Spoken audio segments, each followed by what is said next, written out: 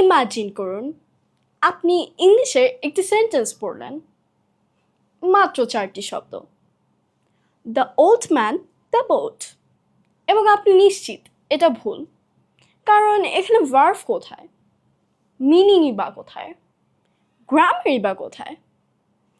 কিন্তু যদি আমি বলি এটি শুধু কারেক্টই নয়, এটি ইংলিশ ল্যাঙ্গুয়েজের one of the most famous mind blending সেন্টেন্সের একটি, চলুন রহস্যটা উন্মোচন করি। আমরা সাধারণত ওল্ডকে অ্যাডজেক্টিভ হিসাবে দেখি, কিন্তু এখানে ওল্ড বলতে বোঝানো হয়েছে বৃদ্ধ লোকেরা অথবা ওল্ড পিপল। আর ম্যান এখানে নাউন নয়, এটি ভার্ব। টু ম্যান মানে হলো পরিচালনা করা, চালানো বা নিয়ন্ত্রণ করা।